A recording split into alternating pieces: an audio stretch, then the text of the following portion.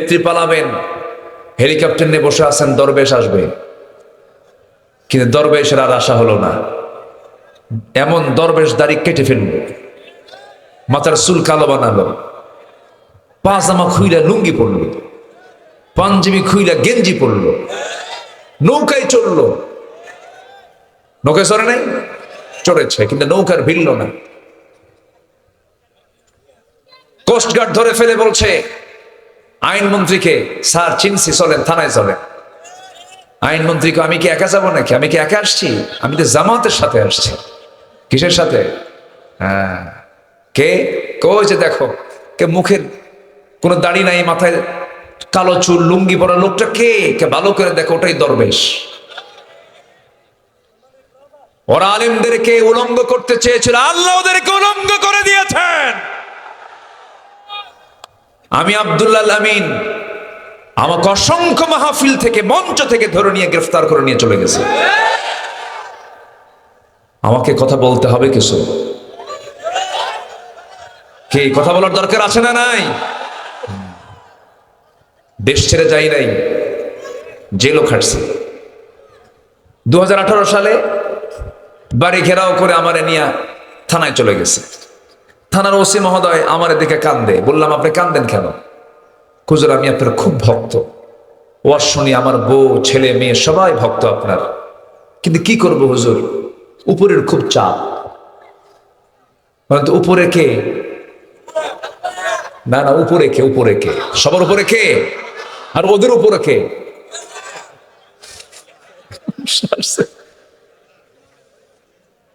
হ্যাঁ, সাব্বিহ ইসমা রাব্বিকাল আ'লা, সবার উপরে তিনি কে? উনি বললেন যে উপরওয়ালা, উপর থেকে চাপ। আমি বললাম, আমারও তো উপর থেকে চাপ আছে। আপনার উপরওয়ালা দুনিয়া, আর আমার উপরওয়ালা হলো আমার আল্লাহ তাআলা। আমাকে বলতেছে, হুজুর মাফ করে দিয়েন, কোনো উপায় নাই, মামলা দিতেই হচ্ছে, জেল খাটতেই হবে। হুজুর কি করবেন, বউ বাচ্চা আছে, চাকরি বাঁচান তো ফরজ। আমি বললাম, ইমান বাঁচান তো নফল। মামলা খান দিয়া পাঠায় দিল জেলখানায়। ঢুকলাম, খুব ব্যস্ত থাকি বাইরে। জেলখানার ভিতরে কিন্তু খুব একটা কষ্ট ছিল না, ভালো ছিল, কি নিরিবিলি না। দেখেন বাইরে যে ঝামেলাগুলো থাকে, ওখানকার নামাজ, ওখানকার ইবাদত গুলো খুব মনোনিবেশ দেওয়া হয়, খুব ভালো হয়। শোনেন, ইমানদারের জন্য ভিতরেও যা, বাইরেও তাই, ঠিক কিনা? আর দুনিয়া সিজনুল মুমিন ওয়া জান্নাতুল লিল কাফির।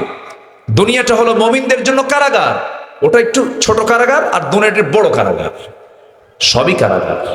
আপনি কি আপনার ইচ্ছা মতো চলতে পারবেন? চলতে হবে কার আইন দিয়া, কার বিধান দিয়া। অতএব আমরা কি কেউ ওইরকম নিজের ইচ্ছা মতো, স্বাধীন মতো চলতে পারবো?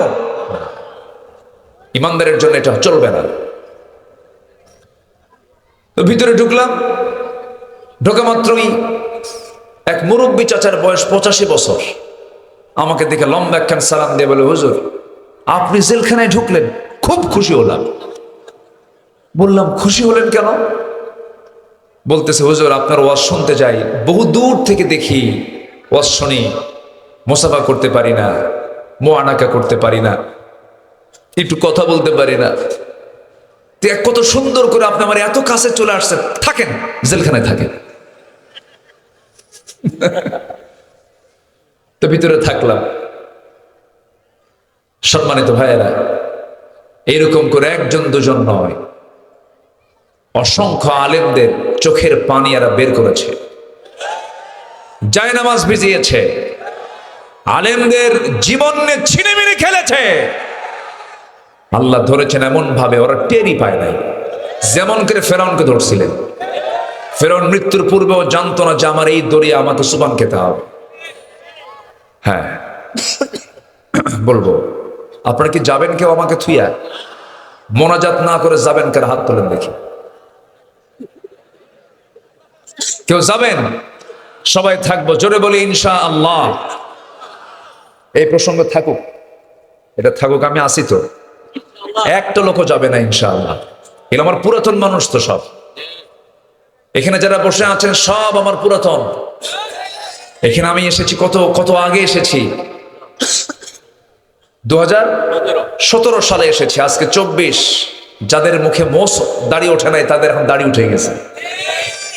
2017, 2024, 8 বছর পর আবার দেখা হলো। বলি আলহামদুলিল্লাহ। বসেন, কথা আছে ইনশাআল্লাহ। সম্মানিত বন্ধুগণ, সম্মানিত ভাই সব, একটা পরিবেশ আমরা ফিরে পেয়েছি। এই পরিবেশকে কাজে লাগানোর দরকার আমাদের আছে না নাই? আসতে বলবেন না, আছে না নাই? আচ্ছা, কাজে লাগাতে হবে। আল্লাহ পাক বারবার সুযোগ দেন না। সুযোগ পেয়েছি, আমরা সুন্দর করে কাজে লাগাবো। আমরা সবকিছু চালাবো আমরা কোরআন দিয়ে। জোরে বলি ইনশাআল্লাহ। আমাদের সবচেয়ে বড় আল্লাহর পক্ষ থেকে পাওয়া নিয়ামত হচ্ছে কোরআন। কোরআন আছে বলেই তো আমরা আল্লাহকে চিনতে পেরেছি, রসুলকে চিনতে পেরেছি, সিরাতুল মুস্তাকিম খুঁজে পেয়েছি, জান্নাতের দরজা কোনটা আমরা বুঝতে পেরেছি। কোরআন যদি না আসতো আমরা কিছুই খুঁজে পেতাম না, চিনতাম না, আমার রবকে বুঝতাম না। বলি আলহামদুলিল্লাহ। এই কালাম কে নাজিল করেছেন? বলেন কে? এর কোনো ব্যর্থতা আছে? এর কোনো অসম্পূর্ণতা আছে? এর কোনো অপ্রাসঙ্গিকতা আছে? এর কোনো অতিরিক্ততা আছে? না। এটা এমন কিতাব, বান্দার জন্য যা দরকার তাই দিয়েছেন। জোরে বলি সুবহানাল্লাহ। শুধু নামাজের জন্য এত বড় কিতাব আল্লাহ পাক নাজিল করেন না, সব সমাধানের জন্য কোরআন নাজিল করেছেন। সব চলবে এটা দিয়ে। কয়েকদিন আগে আমি একটা আয়াত পড়তেছিলাম, তেলাওয়াত করতে করতে একটা আয়াত আমার চোখে ধরা পড়ে গেল। মানে আমার চোখে ডিপলি আমি দেখে ফেললাম। এর আগেও পড়েছি কিন্তু ওইভাবে মাথায় নিতে পারিনি। তো দেখে ফেলি, ভাবলাম যে এই আয়াতটা আল্লাহ তাআলা এত আগে দিলেন, কত আগে দিয়েছেন দেখেন। আমরা আকাশে মেঘ দেখেছি, আজকেও তো মেঘ ছিল না? সূর্য উঠছে এইদিকে? সূর্য ওঠে নাই, তো আকাশে মেঘ। এই মেঘটা কে তোলেন? তা আমি একটা আয়াত পড়তেছিলাম, আয়াতের মধ্যে একটা জায়গায় গিয়ে এসে আমি আটকে গেলাম যে আল্লাহ তুমি এই কথাটা কত আগে বলে দিয়েছ। আকাশে মেঘ, বৃষ্টি আসে, শতাব্দীর পর শতাব্দী মানুষ চেষ্টা করেছে কেমনে এই বৃষ্টিটা আসে, গবেষণা করে বের করতে পারে না। 19-20 শতকের শেষ দিকে এসে মানুষ এটা রহস্যগুলো উন্মোচন করেছে। আজকে আবহাওয়া বিজ্ঞান বলতেছে বৃষ্টির জন্য প্রথমে বায়ুর প্রবাহ। কিসের প্রবাহ বলেন তো? বায়ুর প্রবাহ। এরপর বায়ুর প্রবাহের পরে মেঘের স্তূপীকরণ। এরপর সেই ঘনীভবন থেকেই বৃষ্টির মূল রহস্য উন্মোচিত হয়। এটা বিজ্ঞান আজকে এটা তারা প্রমাণ করেছে। আগে প্রথমে হচ্ছে বায়ুর প্রবাহ। সম্মানিত ভাইরা, বিস্ময়কর ব্যাপার হলো এই জটিল প্রক্রিয়াটা আল্লাহ পাক 1500 বছর আগে সূরা রুমে আল্লাহ পাক নিখুঁতভাবে তাও বর্ণনা করে দিয়েছেন। এখন বলুন তো, বিজ্ঞান কি প্রমাণ করলো না কোরআন থেকে ধার নিল? ধার নিয়েছে। আল্লাহ রাব্বুল আলামিন বলেন, আল্লাহুল্লাযী ইউরসিলুর রিয়াহা ফাতুসীরু সাহাবান ফায়াবসুতুহু ফিস সামাই কাইফা ইয়াশা ويجعله كسفا فترى الودق يخرج من خلاله فإذا أصاب به من يشاء من عباده إذا هم يستبشرون জোরে বলুন আল্লাহু আকবার। তিনি তো সেই আল্লাহ যিনি, তিনি তো সেই প্রভু যিনি বায়ু প্রেরণ করেন, বায়ু প্রবাহ করেন, এরপর তা মেঘমালাকে সঞ্চারিত করে।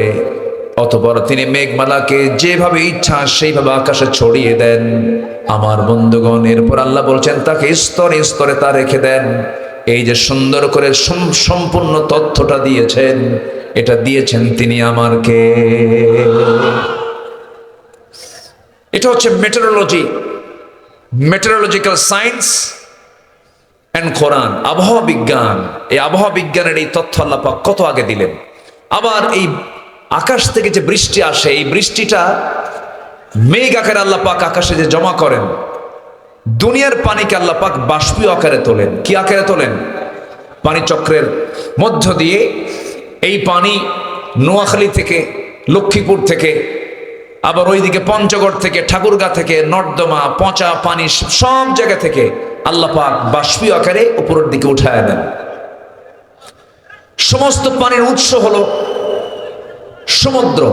সমুদ্রের পানি কি মিঠা না লবণ? বলেন মিঠা না লবণ? লবণ পানি। আল্লাহ যখন তোলেন পানি তখন কি মিঠা তোলেন না লবণ তোলেন? উপরে যখন উঠান তখন কি উঠান? কি মিঠা না লবণ? মিঠা তোলেন। আকাশের বৃষ্টি কি লবণ লাগে না মিঠা লাগে? মিঠা, যেটা পান করার মতো। সমুদ্রের পানি কি পান করা যায় না, কিন্তু সমুদ্রের পানি আল্লাহ পাক লবণ কেন করলেন? লবণ করার কারণ হলো গোটা পৃথিবীর সমস্ত জীবাণুগুলো নদী নালা খাল বিল দিয়ে সব পচা আবর্জনাগুলো সব চলে যায় সমুদ্রে। সমুদ্রের পানি যদি লবণ না হয় তাহলে এই আবহাওয়ার সাথে ওই পচা দুর্গন্ধ মিলে পৃথিবীর এই অক্সিজেন, পৃথিবীর যে বাতাস, এটা দূষিত হয়ে যেত, মানুষ বাঁচা কঠিন হয়ে যেত। আল্লাহ পাক এটাকে হজম করার জন্য ওখানে লবণ সেট করেছেন। জোরে বলে সুবহানাল্লাহ। কিন্তু আল্লাহ যখন পানি তোলেন তখন ফিল্টারিং করে মিঠা পানি আকাশে তোলেন, বাষ্পীয় আকারে বৃষ্টি দেওয়ার জন্য, আকাশ থেকে পানি বর্ষণ করার জন্য। এবং সেই পানিটা আল্লাহ পাক নাজিল করেন পরিমাণ ছাড়া নয়, বেশিও নয় কমও নয়, একদম লিমিট করে আল্লাহ পাক সেই পানি নাজিল করেন। আল্লাহ রাব্বুল আলামিন বলেন, ওয়াল্লাযী নাযালা মিনাস সামাই মাআন বিকদরিন ফাআনশারনা বিহি বালদাতাম মাইতান কাযালিকা তুখরাজুন। জোরে বলুন আল্লাহু আকবার। আল্লাহ রাব্বুল আলামিন বলেন, তিনি আকাশ থেকে যখন পানি নাজিল করেন সেই পানিটা অপরিমিত নয়, সুপরিমিত করে নাজিল করেন। যে পরিমাণ পানি নিচ থেকে বাষ্পীয় আকারে তোলা হয় ওই পরিমাণ পানি আল্লাহ পাক আকাশ থেকে নাজিল করেন। জোরে বলি সুবহানাল্লাহ। বিকদারিন, পরিমাণ মতো করে পাঠান। যদি অপরিমাণ মতো করে যদি নাজিল করতেন দুনিয়া সব ডুবে শেষ হয়ে যেত। আল্লাহ পাক তোলেনও পরিমাণ মতো, নাজিল করেনও পরিমাণ মতো। এই যে সুন্দর করে তিনি যে নাজিল করছেন এই পদ্ধতি, এই পানি চক্রের এই পদ্ধতি দুনিয়ার সমস্ত টেকনোলজিকে, প্রযুক্তিকে ব্যবহার করেও যদি পানির এই চক্রটি যদি কৃত্রিমভাবে পুনরুৎপাদন করতে চেষ্টা করত, কিয়ামত পর্যন্ত দুনিয়ার কোন টেকনোলজিকে এই পানির যে চক্র, এই চক্রকে আবিষ্কার করতে পারবে? পারবে। মহান রব্বুল আলামিন যে পরিমাণ পানি আকাশ থেকে নাজিল করেন, বিজ্ঞান গবেষণা করে দেখেছে, আধুনিক বিজ্ঞান, যে ভূপৃষ্ঠ থেকে প্রায় প্রতি সেকেন্ডে 16 মিলিয়ন টন পানি বাষ্প হয়ে আল্লাহ পাক উপরে উঠান। প্রতি সেকেন্ডে 16 মিলিয়ন টন পানি, যা বছরে এর পরিমাণ দাঁড়ায় হলো 513 ট্রিলিয়ন টন। 513 trillion ton. এই যে পানির এই সিস্টেম পদ্ধতি সব আল্লাহ পাক সৃষ্টি করেছেন, এই প্ল্যান তৈরি করেছেন সব বান্দার জন্য। জোরে বলেন সুবহানাল্লাহ। আর জোরে বলে সুবহানাল্লাহ। যদি এই পানির পরিমাণ যদি সুপরিমিত না হতো, সঠিকভাবে যদি এটাকে যদি নাজিল না করা হতো, তাহলে গ্রাউন্ড ওয়াটার লেভেল ক্রমশ নিচে নেমে যেত, সাস্টেইনেবল ওয়াটার ম্যানেজমেন্ট চ্যালেঞ্জের মুখে পড়ে যেত এবং ভূগর্ভস্থ পানির স্তর কমে এগ্রিকালচারাল প্রোডাক্টিভিটি এবং আরবান ওয়াটার সাপ্লাই ব্যাপক সংকটে পড়ে যেত। একসময় গ্রাউন্ড ওয়াটার রিজার্ভস কমে যেত, ফলে পুরো বিশ্ব ইকোলজিক্যাল যে সিস্টেমের ভারসাম্য এটা নষ্ট হয়ে প্রাণের অস্তিত্বের ধ্বংস হয়ে যেত। পৃথিবীর কোনো মানুষ টিকতে পারতো না, কোনো মানুষ, কোনো প্রাণী টিকতে পারতো না। সব ম্যানেজমেন্ট করেছেন তিনি কে? আসতে বলবেন না, তিনি কে? আল্লাহ। আল্লাহ তাআলা এই তথ্য কত আগে কোরআনে দিয়েছেন। সম্মানিত ভাইয়েরা, সেই কোরআন যদি আজকে আমাদের সামনে না থাকতো আমরা কিছুই জানতে পারতাম না। কোরআন আছে বলি সবচেয়ে আমার প্রিয়জন, চিনতে পেরেছি আমরা কাকে। আসতে বলবেন না, কাকে? আল্লাহকে। সে আল্লাহ তাআলা আমাকে আপনাকে একটা লক্ষ্যে বানিয়ে পৃথিবীতে পাঠিয়েছেন। সে লক্ষ্য হলো কারো গোলামি করা যাবে না, গোলামি করতে হবে একজন প্রভুর। তিনি আমার কে? আসতে বলবেন না, তিনি আমার কে? আল্লাহর কাছে গিয়ে যদি সম্মান পেতে চাই, আমাকে আপনাকে ডান দিকের কাজগুলো করতে হবে, ডান পন্থের অন্তর্ভুক্ত হতে হবে, আমাকে আমল নামাগুলো মজবুত করে নিয়ে যেতে হবে। আল্লাহ রাব্বুল আলামিন সেই আমলগুলোকে সুন্দর করার জন্য, ঈমানকে মজবুত করার জন্য একটা গ্রন্থ দিয়েছেন। আর এই গ্রন্থের একটা প্র্যাকটিক্যাল বাস্তব রূপ যাকে দিয়েছেন, মডেল বানিয়েছেন, তিনি হচ্ছেন মুহাম্মদ সাল্লাল্লাহু আলাইহি ওয়াসাল্লাম। তাকে দিয়েছেন এবং বলছেন, আল্লাহ রাব্বুল আলামিন সেই নবীর শানে বলছেন, লাকাদ কানা লাকুম ফি রাসূলিল্লাহি উসওয়াতুন হাসানাহ লিমান কানা ইয়ারজুল্লাহা ওয়াল ইয়াওমাল আখির ওয়া যাকারাল্লাহা কাসীরা। জোরে বলুন আল্লাহু আকবার। তোমাদের জন্য উত্তম আদর্শের বাস্তব নমুনা কেউ নন, একজন ব্যক্তি, তিনি হচ্ছেন মুহাম্মদ সাল্লাল্লাহু। সেই নবীর শানে আল্লাহ রাব্বুল আলামিন কিছু কথা বলেছেন, সেই রাসূলকে লক্ষ্য করে বলেছেন, সেখান থেকে আমি তেলাওয়াত করেছি। আল্লাহ রাব্বুল আলামিন আমার আপনার জীবনটাকে সাজানোর জন্য, আমার আপনার জীবনটাকে সুন্দর করে সুশৃঙ্খল জীবন যাপন গ্রহণ করার জন্য একজন নবীকে মডেল বানায় দিয়েছেন। সেই নবীটা কেমন, সেই নবীর গুণ কেমন, তার গুণাবলী কেমন, তার চরিত্র কেমন, তার সম্মান কেমন, সেই দিকে লক্ষ্য করে আল্লাহ রাব্বুল আলামিন তার রাসূলকে ডাক দিচ্ছেন, ইয়া আইয়ুহান নাবিয়্যু ইন্না আরসালনাকা শাহিদান ওয়া মুবাশশিরান ওয়া নাযীরান ওয়া দাঈয়ান ইলা আল্লাহি বিইذনিহি ওয়া সিরাজাম মুনীরা। জোরে বলুন আল্লাহু আকবার। আমার আল্লাহ তাআলা সব নবীকে নাম ধরে ডাক দিয়েছেন, সব পয়গম্বরকে হরফে নিদা প্রয়োগ করে ডাক দিয়েছেন, বলেছেন, ইয়া আদম উসকুন আনতা ওয়া যাওজুকাল জান্নাহ ওয়া মা তিলকা বিয়ামিনিকা ইয়া মূসা ইয়া ইয়াহইয়া খুযিল কিতাবা বিকুওয়া ইয়া ইব্রাহিম ইয়া ঈসা ইয়া যাকারিয়া। সব নবীকে আল্লাহ রাব্বুল আলামিন নাম ধরে ডাক দিয়েছেন, কিন্তু কোরআনের বা থেকে শুরু করে নিয়ে, বিসমিল্লাহর বা থেকে শুরু করে নিয়ে সূরা নাসরের সিন পর্যন্ত, মিনাল জিন্নাতি ওয়ান নাস পর্যন্ত গোটা কোরআন সার্চ দিয়ে দেখবেন, একটা জায়গা আল্লাহ পাক আমার নবীকে ইয়া মুহাম্মদ বলে ডাকেন নাই। সম্মান দিয়েছেন কে? আসতে বলবেন না, সম্মান দিয়েছেন কে? এই 16 বছর শুধু আলেমদের উপরে অত্যাচার নির্যাতন হয়নি, ইসলামকে নিয়ে বাজে কথা বলেছে, রাসূলের চরিত্র নিয়ে তারা কালেমা লেপন করেছে নবীর চরিত্রের উপরে। যে বা যারা ব্লগাররা এই সমস্ত গালিগালাজ দিয়েছে 16 বছর, এখন আমাদের তালিকা করার সময় হয়েছে। অবিলম্বে ইসলাম নিয়ে কটূক্তিকারী, নবী নিয়ে কটূক্তিকারী যে কুলাঙ্গার গুলো আছে, ওদের তালিকা করে চূড়ান্ত শাস্তি নিশ্চিত করা হোক। রাজি আছেন কারা কারা? হাত উঁচু করে দেখা।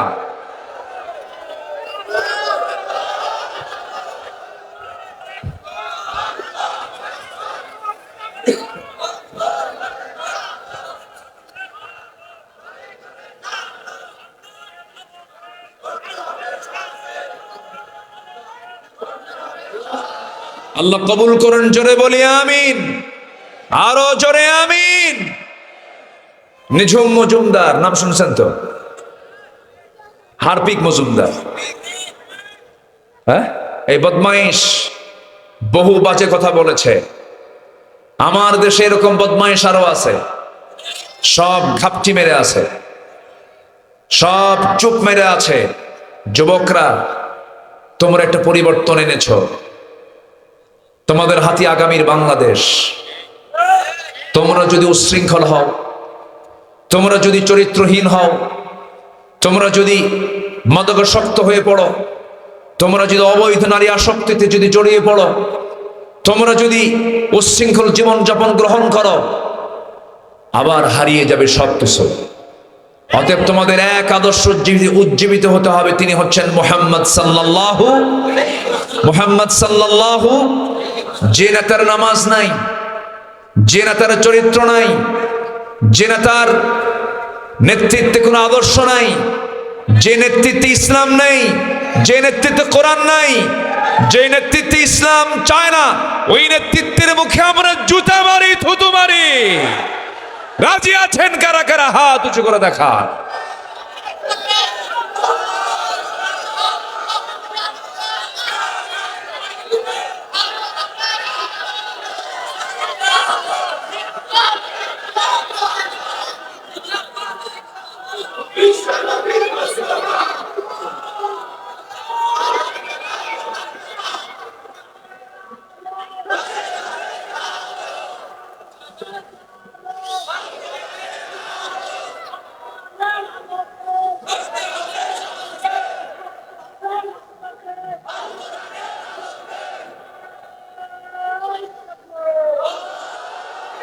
আল্লাহ কবুল করুন, জোরে বলি আমিন।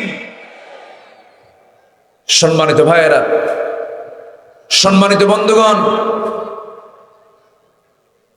রসুলকে যদি আপনি শুধু নামাজে মানেন, রসুলকে শুধু যদি আপনি রোজায় মানেন, নামাজে মানবো, রোজায় মানবো, মেসোয়াকে মানবো, মিষ্টি খাওয়াতে মানবো, ঘুমাতে মানবো, জুব্বায়ে মানবো, দাড়িতে মানবো, সুরমাতে মানবো, দাঁত ভাঙ্গা সুন্নত মানবো না, রাষ্ট্র গঠনের সুন্নত মানবো না, আপনি উম্মত নন, আপনি ভণ্ড, আপনি প্রতারক। সমাজে আছে না নাই? এরকম আছে না নাই? সব দেখলাম তো, সব দেখা শেষ। কেউ 25 বছর, কেউ 16 বছর, দেখলাম না, দেখেছি না, সব দেখা শেষ। আগামীর দেশ হচ্ছে কোরআনের দেশ ইনশাআল্লাহ। আল্লাহ কবুল করুন, আল্লাহ কবুল করুন। আমাদের নেতা আছে না নাই? মুহাম্মদ সাল্লাল্লাহু, আমাদের রব আছে না নাই? কে? আমাদের সংবিধান আছে না নাই? কে? আমাদের দল আছে না নাই? তার নাম ইসলাম, তার নাম কি? অতএব এই সমস্ত কথার ভিতরে এই মূল বিষয়ে ফাংশনে যদি কেউ নাক গলাতে চায়, একদম গলা চিপে ধরবো আমরা। এই ক্ষেত্রে কোনো আপোষ করা, কারণ ইমান কি? ইমানটাকে আমার ধরে রাখতে হবে। সম্মানিত ভাইয়েরা, রাসূল কেমন ছিলেন, তার আদর্শকে আমরা ফলো করব, জোরে বলি ইনশাআল্লাহ। যুবকরা, তোমাদের জন্য আমি ওয়াজ রেডি করেছি, তোমরা ভালো হও। গার্লস স্কুলের সামনে যেন সিট হয়ে পড়ে থেকো না। এগুলো আকাম কুকাম করা যাবে না, এগুলো লস প্রজেক্ট। কি প্রজেক্ট? চুরি, ফিতা, ফুসকা, যা খাও বা যা কিনে দিবে সব লস, সব কি লস। ওইদিকে যাবাই না। সূরা ইউসুফ পড়বা। কি পড়বা? কি সূরা? ইউসুফ। আল্লাহু আকবার। সুন্দরী নারী তাকে ঘরের মধ্যে তুলে আটকা রেখেছে, সৌন্দর্যের পসরা তার সামনে ডিসপ্লে করছে, আর নিবেদিত গোলাম ইউসুফ আলাইহিস সালাতু ওয়াস সালাম চোখের পানি ফেলে ফেলে কেঁদে কেঁদে আল্লাহর কাছে দোয়া করছেন, আল্লাহ এই বিপদ থেকে তুমি আল্লাহ আমাকে বাঁচাও। সুবহানাল্লাহ বলা যাবে না? জোরে বলে সুবহানাল্লাহ। কি আদর্শ আল্লাহ পাক রাসূলদেরকে দিয়েছেন, এক একটা নবীর এক একটা আদর্শ। জোরে বলি আল্লাহু আকবার। ইউসুফ আলাইহিস সালামের আদর্শ ছিল, তিনি নারীর ফিতনায় নিজেকে জড়ান নাই, জেল খেটেছেন, জান নাই। আল্লাহু আকবার বলি। আমার বন্ধুগণ, যুবকরা, নবীর জীবন থেকে আমরা আদর্শ লালন করব, আদর্শগুলোকে গ্রহণ করে নেব। মুমিনদের জন্য নবীর জীবন থেকে করণীয় 15টা আদর্শ আজকে আমরা শিখে যাব। কয়টা আদর্শ বলেন? একটাও কিন্তু বলুন, মোটামুটি 15টা আদর্শ আজকে একটা একটা করে শিখবো। জোরে বলি ইনশাআল্লাহ, আরো জোরে বলি ইনশাআল্লাহ। তাহলে এতক্ষণ ধরে আমরা শুনেছি সব নবীকে আল্লাহ পাক নাম ধরে ডাক দিয়েছেন, কিন্তু আমার নবীকে আল্লাহ পাক একটাবার নাম ধরে ডাকলেন না, তাকে নাম দিয়েছেন যে লকবগুলো, সেই লকবগুলো ব্যবহার করে ডাক দিয়েছেন। ডাক দিচ্ছেন কি? ইয়া আইয়ুহাল মুযাম্মিলু কুমিল লাইলা ইল্লা কালিলা। জোরে বলি আল্লাহু আকবার। আমার নবীর নাম মুযাম্মিল। কি নাম? আমার বাম পাশে বসে আছেন, ওনার নাম কি? হ্যাঁ, ইয়া আইয়ুহান নাবিয়্যু ইয়া আইয়ুহাল মুযাম্মিল কুমিল লাইলা ইল্লা কালিলা। হে বস্ত্র আচ্ছাদনকারী ব্যক্তি। এরপর আরেক জায়গায় বলছেন ইয়া আইয়ুহাল মুদ্দাথির কুম ফানযির রাব্বাকা ফাকাব্বির। আরেক জায়গায় ডাক দিচ্ছেন, ইয়া আইয়ুহার রাসূল বাল্লিগ মা উনজিলা ইলাইক। আরেক জায়গায় সুন্দর করে তার নাম নিচ্ছেন, কিন্তু সিফাত বাদ যাচ্ছে না। মুহাম্মাদুর রাসূলুল্লাহ ওয়াল্লাযীনা মাআহু আশিদ্দাউ আলাল কুফফারি রুহামাউ বাইনাহুম। জোরে বলুন আল্লাহু আকবার। আরেক জায়গায় বলছেন, ওয়ামা মুহাম্মাদুন ইল্লা রাসূল قد خلت من قبله الرسل। জোরে বলুন আল্লাহু আকবার। যেখান থেকে তেলাওয়াত করেছে সেই জায়গায় আল্লাহ পাক বলছেন, ইয়া আইয়ুহান নাবিয়্যু ইন্না আরসালনাকা শাহিদাও ওয়া মুবাশশিরাও ওয়া নাযীরাও ওয়া দাঈয়ান ইলাল্লাহি বিইذনিহি ওয়া সিরাজাম মুনীরা। জোরে বলুন আল্লাহু আকবার। হে নবী, আমি আপনাকে শাহিদ করেছি, মুবাশশির করেছি, নাযীর খেতাব দিলাম। আপনি একজন দাঈ, আপনি সিরাজান মুনীর। আল্লাহ রাব্বুল আলামিন তাকে কত সুন্দর লকব দিয়েছেন, এত সম্মান, এত মর্যাদা আমার নবীকে দিয়েছেন। তিনি আমার কে? সেই নবীর জীবন থেকে 15টা আদর্শের মধ্যে 1 নম্বর আদর্শ হলো রাসূল ছিলেন একজন শ্রেষ্ঠ দাঈ ছিলেন। আমরা দাওয়াত দেব, জোরে বলি ইনশাআল্লাহ। এই উম্মতে মুহাম্মাদে, আমার দেশের কিছু উম্মতে মুহাম্মাদে কিন্তু বিড়ির দাওয়াতও দেয়। কিসের দাওয়াত দেয়? বিড়ি খায়, বন্ধু আরেকটা লাগা, তুই লাগা, এটাও দাওয়াত। কিন্তু এটা দাওয়াত না। বিড়ি টান মানে কি? এই ঠান্ডার মধ্যে বিড়ি কমে না বাড়ে? কমে না বাড়ে? ঠান্ডা তো এটা গরম করে। কি করে? গরম করে। এত বিড়ি এই জাতি খায়, ওরে বাপ রে বাপ, ইটের ভাটা ফেল, এত খাওয়া খায়। রাত 3টার দিকে ঘুম থেকে উঠো টান মারে। আছে না নাই? অর্থমন্ত্রী প্রত্যেক বছরের বাজেটে বিড়ির দাম বাড়ায়। যারা বিড়ি খায় তারা খায়, তুই আরো বাড়া, প্রয়োজনে বাড়ি বেচা খাবো। আছে না নাই? এগুলো খাওয়া যাবে না। সব নেশা বাদ দিতে হবে। কারণ এই মুখে নেব কার নাম? কার নাম নেব? জিহ্বাকে কন্ট্রোল করতে হবে। এই জিহ্বায় সব কিছু নেওয়া যাবে না, সব কথা বলা যাবে না, সব খাবার খাওয়া যাবে না। অকুলু লিন্নাসি হুসনা কুলু মিম্মা কুলু মিন তাইয়্যিবাত মা রাযাকনাকুম। পবিত্র কিছু খাও আর সুন্দর কিছু কথা বলো। কার কথা? আল্লাহর কথা। এজন্য আমরা কোন নেশার দিকে যাব না। আপনি বিড়ি খাবেন, এটা একটা পাপ। এই পাপের চিহ্ন আল্লাহ পাক আপনার চেহারায় তুলে দিবেন। যে বিড়ি খায় তার ঠোঁট কি হয়? বলেন কি হয়? কালো হয়। ও ঠোঁট বলে দেয় ওটা পাক্কা কি খোর। কয় আরো জোরে, বিড়ি খোর। হ্যাঁ, খাওয়া যাবে না। পান খান, সমস্যা নাই, পানের মধ্যে কোনো সমস্যা নেই। পান রস স্টমাকের জন্য ভালো, হজমে কাজ করে। কিন্তু পানের সাথে আবার হাকিমপুরি রহমতুল্লাহ আলাইহি কেন? এখানে কথা আছে না নাই? আছে না নাই? এগুলো খাওয়া যাবে না। আমার নবীজির দাঁতটা ছিল কত পরিচ্ছন্ন। আমার রাসূল যখন হাসি দিতেন তখন মুক্তোর দানার মতো দাঁতগুলো ঝিলিক মারত। জোরে বলি সুবহানাল্লাহ। চাঁদের চেয়ে সুন্দর তুমি নবী আমার সাল্লে আলা। চাঁদের চেয়ে সুন্দর তুমি নবী আমার সাল্লে ওয়ালা। আল্লাহু আকবার। তার আমরা উম্মত, আমরা আমাদের চেহারা কি নষ্ট করব? বিড়ি খায় কালো বানাবো? আল্লাহ কবুল করুন। জোরে বলি আমিন। দাওয়াত দিতে গেলে মুখ দিয়ে কথা বলতে হয় না? যদি মুখ দিয়ে যদি বিড়ির গন্ধ বের হয়, কেমনে দাওয়াত দিবে? এই জন্য দায়ীর চেহারার মধ্যে সৌন্দর্যের দরকার আছে না নাই? আচ্ছা, দাওয়াত দেব আমরা। রাসূল দাওয়াত দিয়েছেন সুন্দর করে, কত সুন্দর করে তার দাওয়াত পদ্ধতি ছিল। আল্লাহ রাব্বুল আলামিন বলেন, উদউ ইলা সাবিলি রাব্বিকা বিল হিকমাতি ওয়াল মাউইযাতিল হাসানাহ ওয়াজাদিলহুম বিল্লাতী হিয়া আহসান ইন্না রাব্বাকা হুয়া আ'লামু বিমান দাল্লা আন সাবিলিহি ওয়া হুয়া আ'লামু বিল মুহতাদিন। জোরে বলুন আল্লাহু আকবার। সূরাতুন নাহল আয়াত নাম্বার 1-5, 125 নম্বর আয়াত। আল্লাহ পাক রাসূলকে স্পেশালি এক বচন শব্দ প্রয়োগ করে বলছেন, হে রাসূল আপনি দাওয়াত দিন আপনার রবের পথে, প্রজ্ঞার সাথে, উত্তম নসিহতের মধ্য দিয়ে সুন্দর করে আপনি কালিমার দাওয়াত দিন। আমার নবীজির দাওয়াতের পদ্ধতি এত সুন্দর ছিল যে ওমরের মতো একজন ক্ষিপ্র মেজাজি মানুষ রাসূলকে মারার জন্য রওনা দিয়েছে।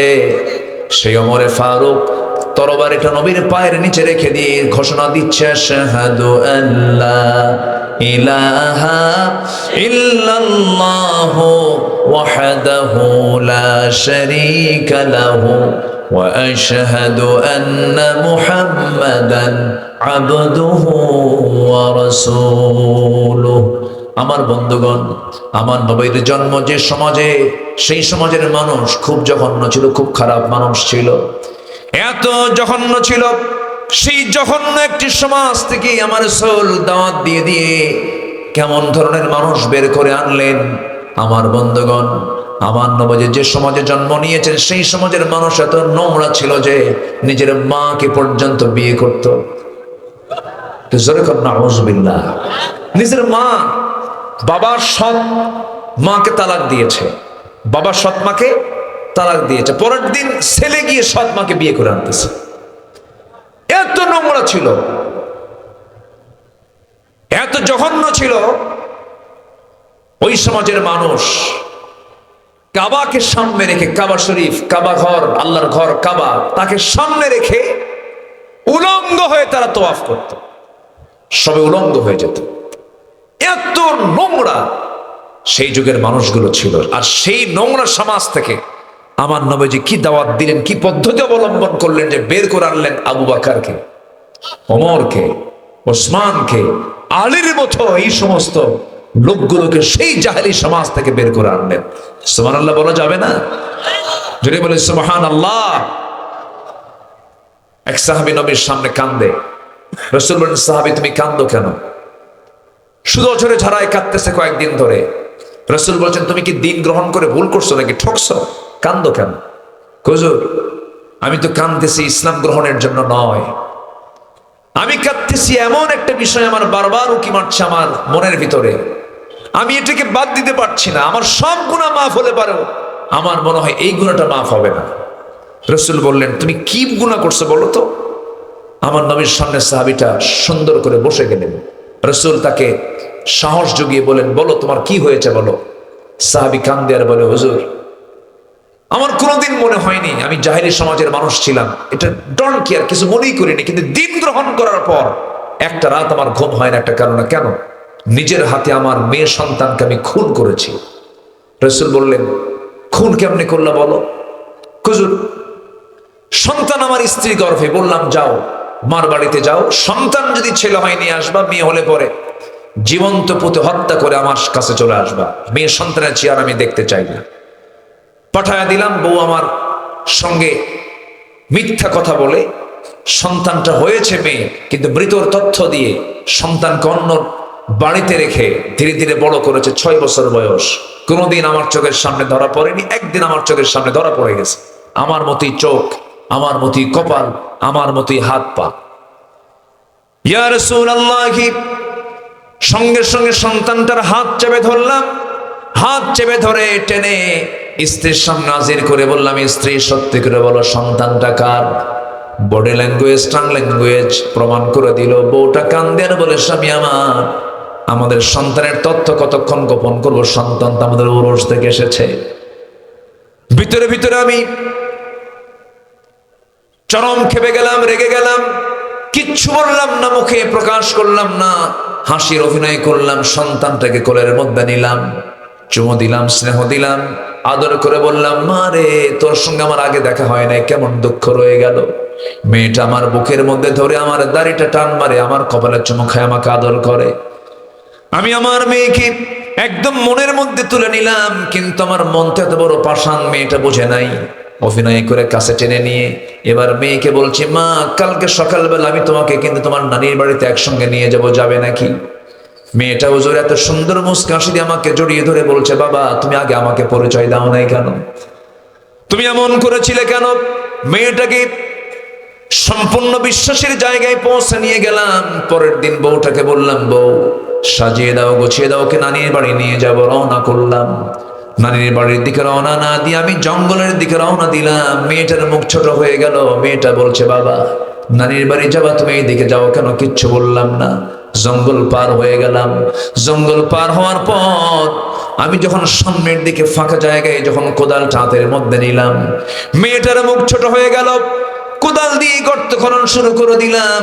মেয়েটা বারবার বলছে, বাবা নানির বাড়ি কখন যাবে? তুমি তো আমাকে কিচ্ছু বলো না। কিচ্ছু বললাম না।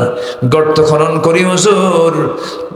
আমি যখন কোদাল দিয়ে গর্ত খনন করি, মাটির ছিটকে সে আমার দাড়ির ভিতরে ঢুকে যায়। সেই দাড়িগুলো সাফ করার জন্য মেয়েটা দৌড়ে এসে আমার কাছাকাছি এসে 5টা আঙ্গুল দিয়ে দাড়ির মধ্যে নখ ঢুকায় আমার ময়লাগুলো সাফ করে দেয়। দাড়ির গামছা দিয়া ঘামগুলো ঝরে, ঘামগুলো আমার গামছা দিয়া আমার মেয়েটা সুন্দর করে আমার ঘামগুলো মুছে মুছে দেয়। আর বলে, বাবা গর্ত খনন কেন করছো? তখন তুমি নানির বাড়ি যাবা। কিচ্ছু বললাম না। গর্ত খনন যখন শেষ হয়ে গেল হুজুর, মেয়েটাকে বললাম, মা দেখো তো গর্ত খনন কেমন হয়েছে। আমার মেয়েটা সরল মনে মুস্কি একটা হাসি মেরে গর্তের কাছাকাছি চলে আসলো হুজুর। আমার মেয়েটা উকি মেরে যখন একটু নিচু হয়ে যখন গর্তের ভিতরের সাইডটা যখন দেখতে নিয়েছে, আমি চট করে পিছন দিকে আসলাম।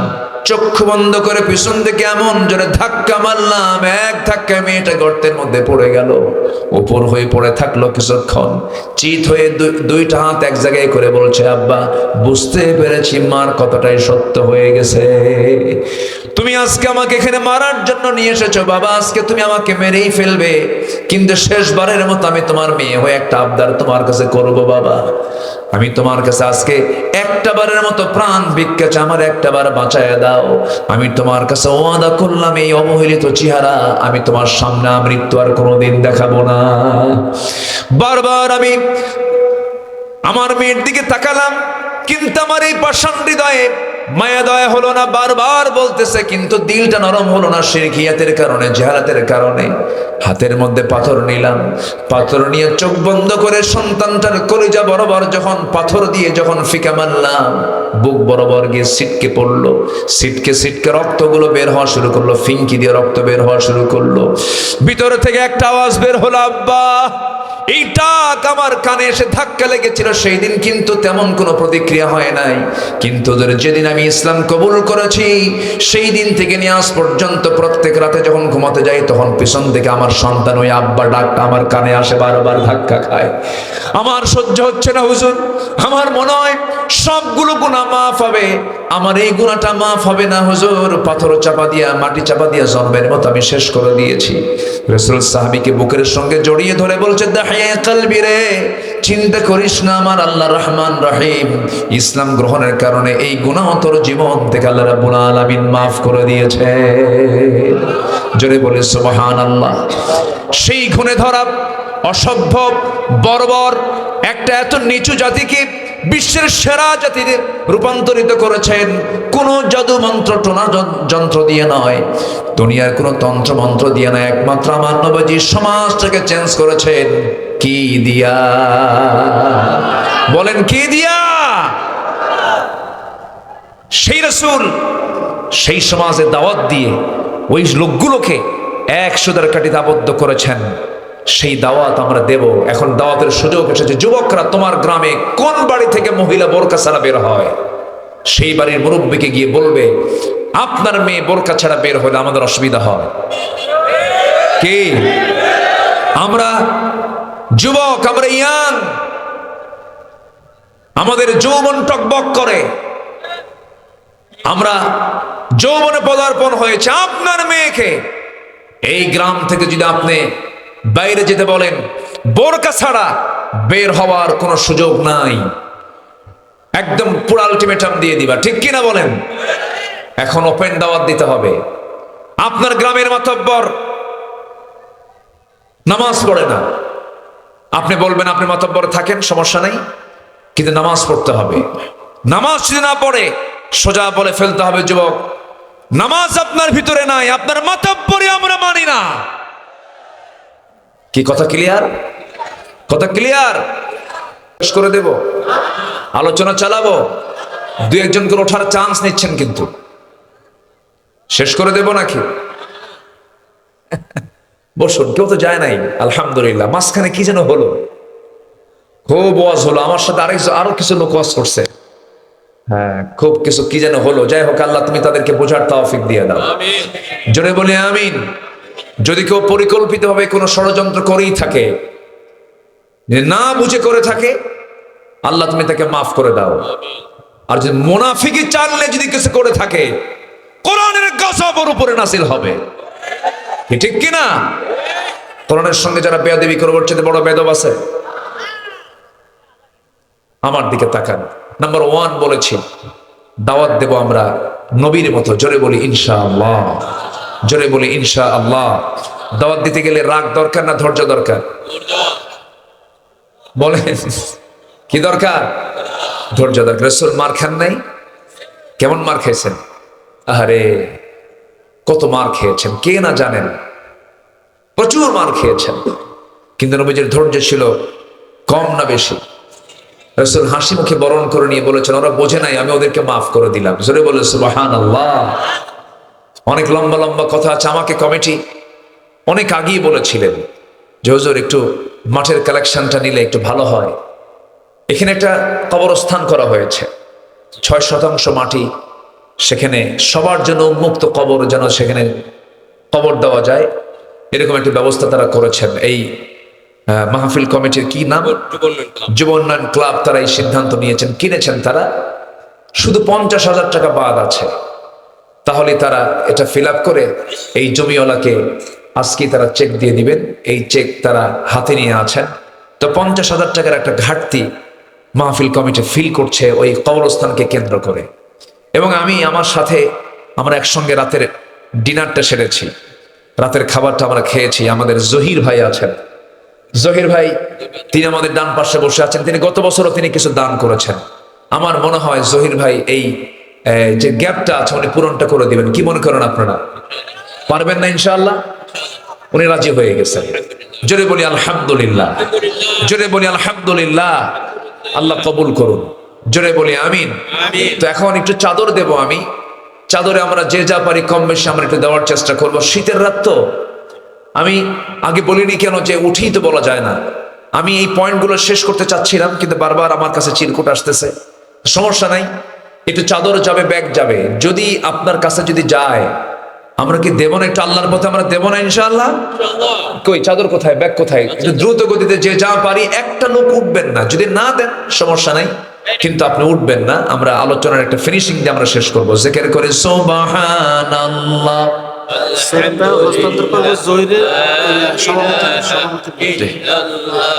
আরো জোরে লা ইলাহা ইল্লাল্লাহ সুবহানাল্লাহ আলহামদুলিল্লাহ লা ইলাহা ইল্লাল্লাহ। জহির ভাইকে দিয়েছেন? আচ্ছা আচ্ছা, ঠিক আছে। সভাপতি সাহেবকে দিয়ে দিবেন ইনশাআল্লাহ।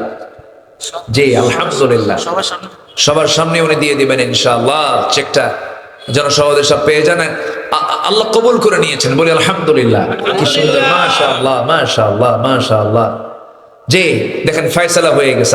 আল্লাহ ফয়সালা করে দিয়েছেন, বলি আলহামদুলিল্লাহ। আল্লাহ কবুল করে, জোরে বলি আমিন। মাঝখান দিয়ে আপনার দান যেন মিস না হয়। আবার সবাই দিয়ে দিবেন, কিন্তু যার হাত আছে তিনি দিবেন, যার হাত নাই দেওয়ার দরকার নাই। যার হাত আছে দিতে হবে। জিকির করে সুবহানাল্লাহ।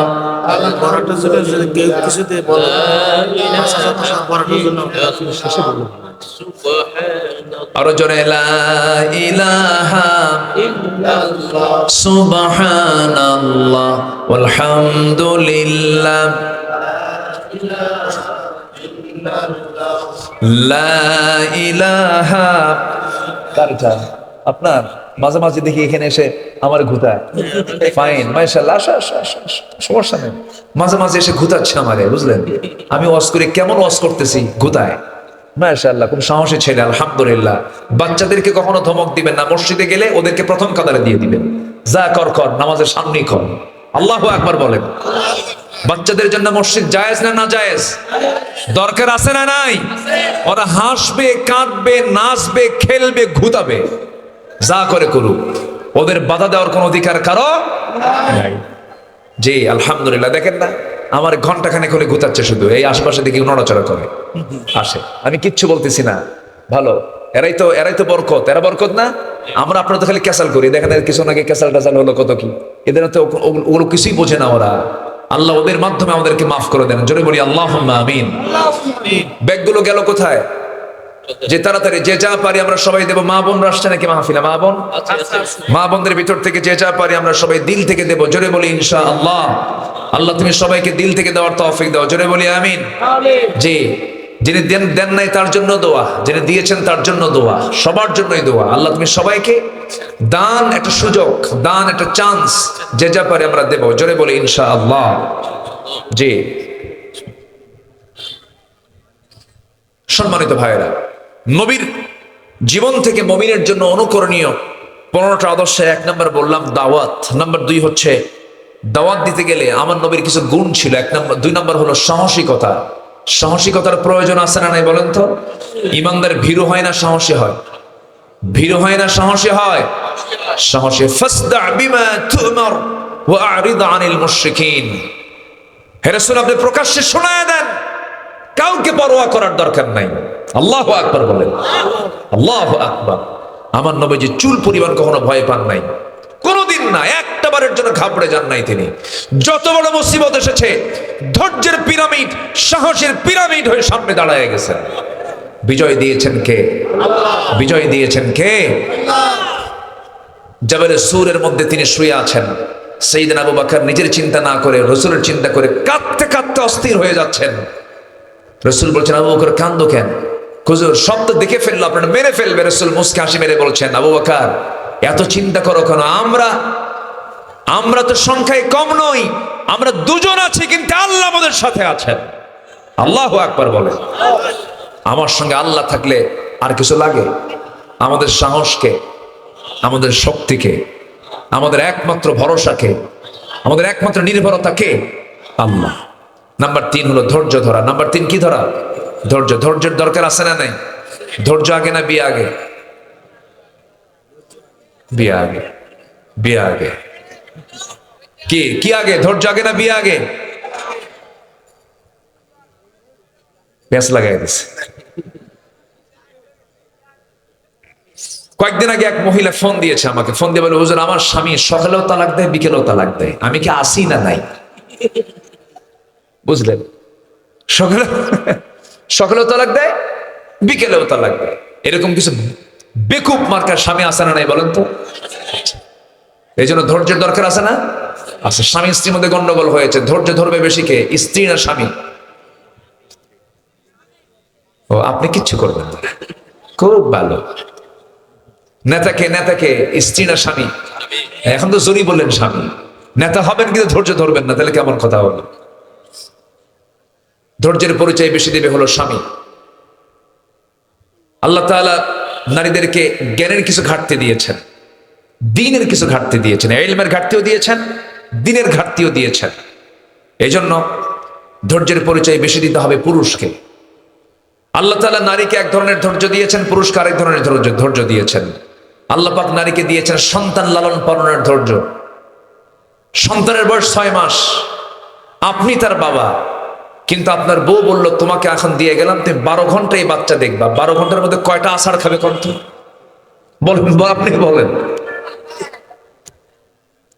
আমরা এটা পারবো না, কিন্তু আমাদেরকে আবার অন্য জায়গায় ধৈর্য ধরতে হবে। সেই ধৈর্য শক্তি আল্লাহ পাক আমাদের সকল জায়গায় দান করুন, জোরে বলি আল্লাহুম্মা আমিন। ধৈর্য ছাড়া কোনো কিছু অর্জন করা যাবে না। ব্যবসা ধৈর্য, নামাজ ধৈর্য, বসে আছেন কি লাগে? ধৈর্য লাগে।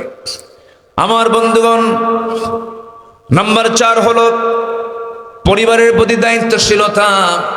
পরিবারকে সচেতন করতে হবে, পরিবারকে জাহান্নাম থেকে বাঁচাতে হবে। রাসূলের আদর্শ ছিল এগুলো।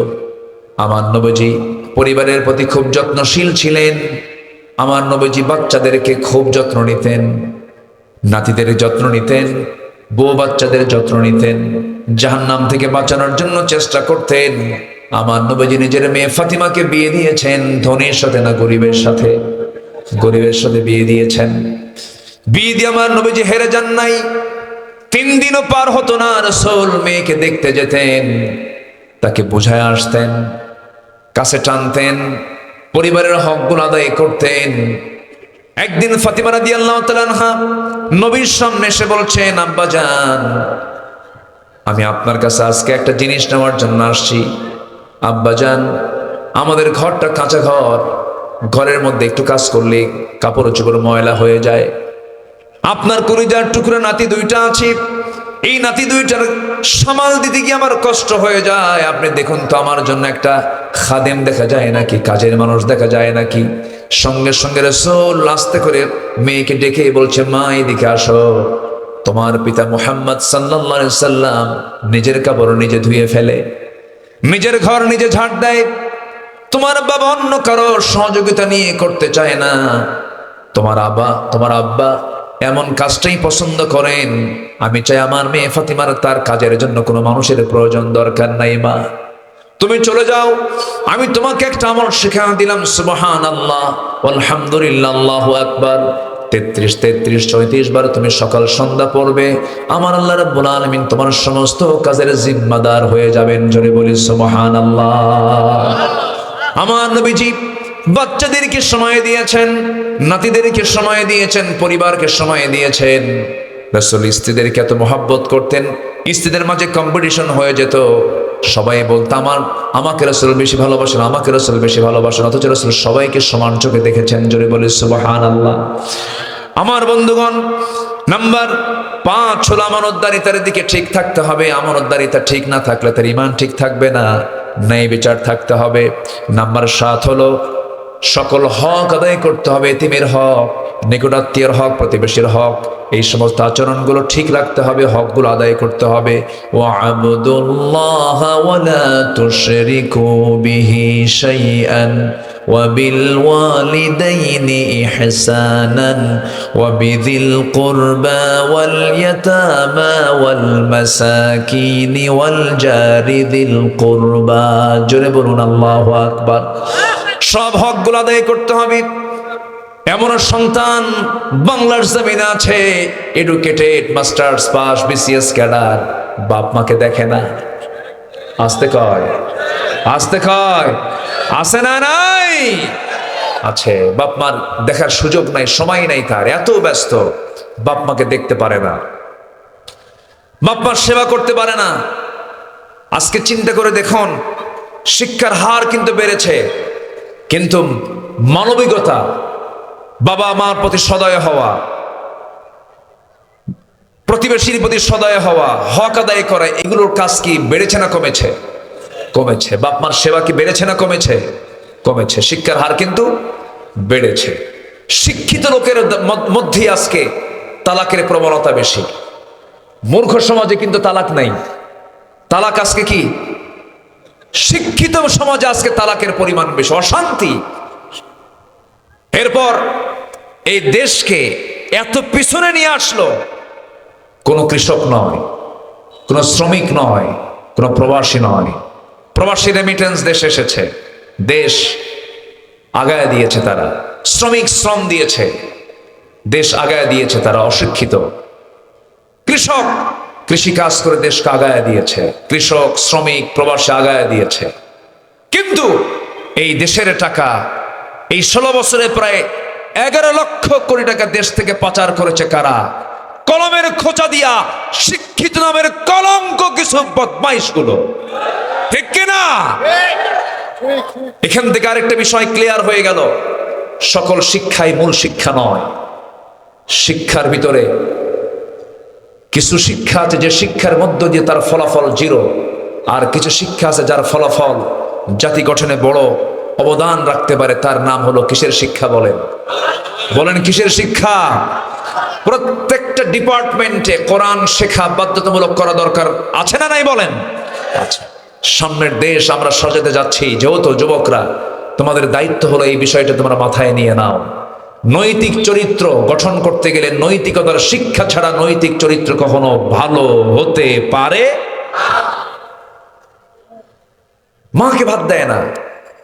নাটোরে এক মাহফিল, আমার গত বছর নাটোরে এক বৃদ্ধা মা চিঠি লিখেছেন আমাকে, তার ভাঙ্গা ভাঙ্গা হাতে, হাত কাঁপা কাঁপা হাত, লিখেছে, হুজুর আমার বয়স 72 বছর, আমার 3টা ছেলে একটা মেয়ে, সবাই শিক্ষিত, সবাই ডিগ্রি পাস, এডুকেটেড, তারা।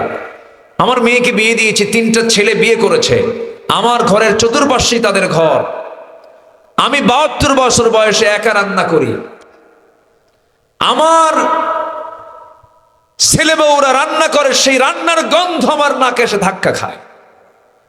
আছে না নাই? মাকে ভাগ করে নেয় 3 ভাই, আমার কাছে 3 দিন, তোর কাছে 3 দিন, ওর কাছে 3 দিন, ফকিরের মতো মা ঘুরে বেড়ায়। আসতে কোন কোন আছে না নাই? বলেন তো আছে না নাই? এগুলো কেন করো? যে মা তুমি 3 ছেলে ছিলে, 3 ছেলে সহ গোটা পরিবারকে এক হাড়িতে খাওয়াইছেন, আর 3 সন্তান মিলে এক মাকে খাওয়াতে পারে না। আছে না? এগুলো কুলাঙ্গার, এগুলো কি সব কুলাঙ্গার। আল্লাহ তুমি বোঝার তৌফিক দিয়ে দাও। আরো জোরে আল্লাহুম্মা আমিন। আল্লাহ তুমি সবাইকে দ্বীন মেনে চলার তৌফিক দিয়ে দাও, কোরআন মেনে চলার তৌফিক দিয়ে দাও। সবাইকে ফজর পড়বেন ইনশাআল্লাহ। নামাজ কি পড়ি সবাই? ইনশাআল্লাহ। নামাজ না পড়লে শাস্তি কি জানেন? আল্লাহর শাস্তি হলো শুধু জাহান্নাম দেব না, জাহান্নামের গর্তের মধ্যে ঢুকাবো। فخلف من بعدهم خلف اضاعوا الصلاة واتبعوا الشهوات فسوف يلقون غيا। নামাজ যারা পড়বেন আল্লাহ বলছেন তাদেরকে আমি গাই নামক গর্তের মধ্যে ঢুকাবো। এত ভয়ঙ্কর শাস্তি হলো বেনামাজির। সে নামাজ আমরা আজকের থেকে ছাড়বো না। কারা কারা একটা হাত তুলে দেখান তো। এই যুব সমাজ, কেউ নামাজ বাদ দেওয়া যাবে না, কিন্তু বলি ইয়া আল্লাহ, আরো জোরে ইয়া আল্লাহ। আমাদেরকে 5 ওয়াক্ত সালাত আদায় করার তৌফিক তুমি আল্লাহ দিয়া দাও। জোরে বলি আমিন। হাত নামান। নামাজ মূলত 5 ওয়াক্ত না 6 ওয়াক্ত? বলেন, ভালো করে বলেন। 6 ওয়াক্ত নামাজ মূলত 6 ওয়াক্ত। কেন বললাম জানেন? ওমিনাল লাইলি ফাতাহাজ্জাদ বিহি নাফিলাতান লাকা আসা আন ইয়াবআসাকা রব্বুকা মাকামান মাহমুদা। আমার নবীজি তাহাজ্জুদ বাদ দিতেন না। আল্লাহু আকবার। যার আগের পরের সব গুনাহ মাফ, মাসুম, নামাজ বাদ হতো না তার। রাতের আধারে নবীজি সেজদায় পড়ে যেতেন, ঘন্টার পরে ঘন্টা চলে যেত, নবীর চোখের পানি দিয়ে যায় নামাজ ভিজে যেত। নাসাই শরীফের হাদিস, আমার নবীজি যখন কাঁদতেন আওয়াজ হতো। চুলায় আগুন ধরায়া দিয়া পাতিলে পানি তুলে দিই, সেই পাত্রের পানি গরম হলে টকবক করলে যেমন টকবকের একটা আওয়াজ হয়, আমার নবীজি যখন সেজদায় পড়ে কাঁদতেন সেই সময় টকবক করা পানির মতো আওয়াজ আমার নবীর মুখ থেকে বের হতো। এত কাঁদতেন আমার নবীজি। এই জন্য আমার বন্ধুগণ, ওয়াল্লাযীনা ইয়াবীতুনা লিরাব্বিহিম সুজদান ওয়া কিয়ামা ওয়াল্লাযীনা ইয়াকুলুনা রাব্বানা ইসরিফ আন্না আযাব জাহান্নাম ইন্না আযাবাহা কানা গরামান ইন্নাহা সাআত মুস্তাকাররান ওয়া মুকামা। আমার ভাইরা, যদি কাঁদতেই হয় একজনের কাছে কাঁদবো, বেহায়ার মতো তিনি কে? কাঁদতে যদি হয় আমরা বেহায়ার মতো কাঁদবো, আমরা তার সামনে তিনি কে? আল্লাহর কাছে বলবো সবকিছু, আল্লাহর কাছে সব দাবিগুলো করবো, আল্লাহর কাছে সব প্রস্তাবগুলো দেবো। আল্লাহ আমার এটা দাও, এটা দাও, এটা দাও, এটা দাও, এটা দাও। দেওয়ার জন্য একজন তিনি আছেন যিনি স্বার্থ ছড়া দেন, তিনি আমার কে? আমরা আল্লাহকে বলবো। জোরে বলি ইনশাআল্লাহ। নামাজ কারো বাদ যাবে? বাপমার হক নষ্ট করব, প্রতিবেশীর হক নষ্ট করব, মিথ্যা কথা বলবো, গীবত শেখাইতে যাব, হিংসা করব? আল্লাহ আমাদেরকে কবুল করুন। জোরে বলি আমিন। যে